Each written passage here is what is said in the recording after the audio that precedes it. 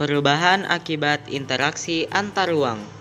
Interaksi antar ruang dapat terjadi dalam berbagai bentuk, seperti pergerakan orang, barang, gagasan, dan informasi. Semua pergerakan tersebut menimbulkan perubahan baik bagi daerah tujuan maupun daerah asal. Oh ya, channel ini sudah pernah membahas tentang pengertian interaksi antar ruang. Linknya aku taruh di deskripsi.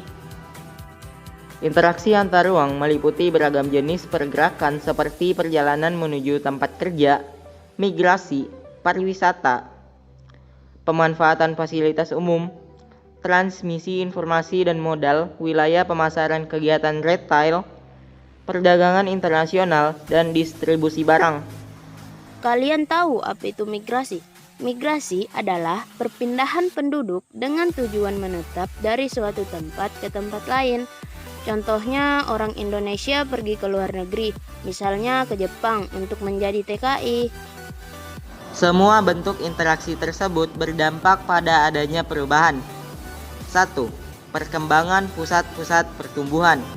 Pergerakan orang, barang, dan jasa pada suatu lokasi tertentu akan menimbulkan pemusatan aktivitas manusia pada suatu tujuan. Pemusatan aktivitas tersebut kemudian membentuk daerah perkotaan.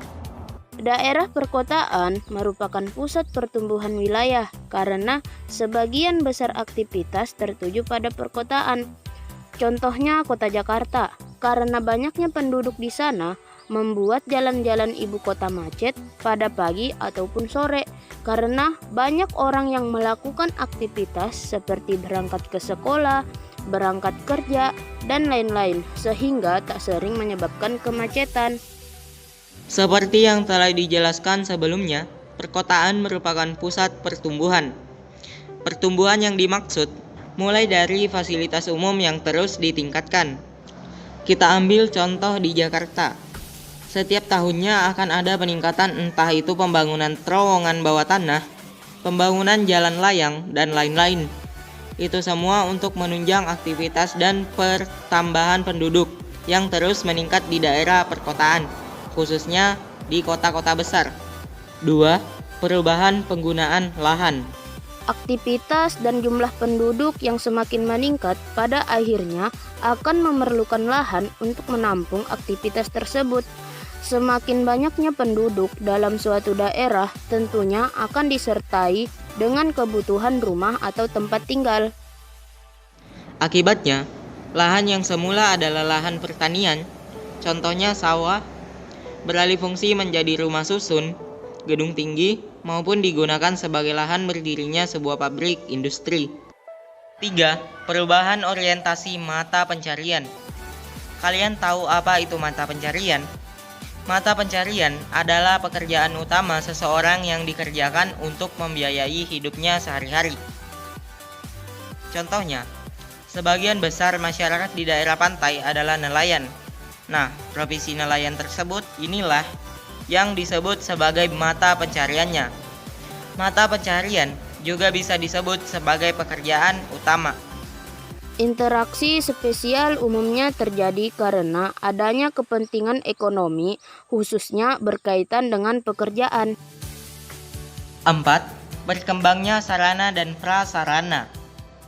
Terjadinya pergerakan orang, barang, dan informasi memerlukan sarana dan prasarana. Prasarana yang dimaksud seperti kendaraan, jalan, fasilitas umum, pusat-pusat perdagangan, dan lain-lain terus bertambah seiring meningkatnya interaksi keruangan dan jumlah penduduk. 5. Adanya perubahan sosial dan budaya. Terjadinya interaksi antar ruang dapat menghilangkan norma-norma dan nilai-nilai yang dianut oleh seseorang atau kelompok. Interaksi antar ruang juga dapat mempengaruhi busana, pakaian, dan gaya. 6. Berubahnya komposisi penduduk. Komposisi penduduk dapat diartikan sebagai susunan dalam KBBI. Susunan penduduk yang awalnya hanya seragam atau sejenis, contohnya suku Sunda, kemudian berkembang menjadi beragam suku, agama, dan ras akibat terjadinya perpindahan penduduk.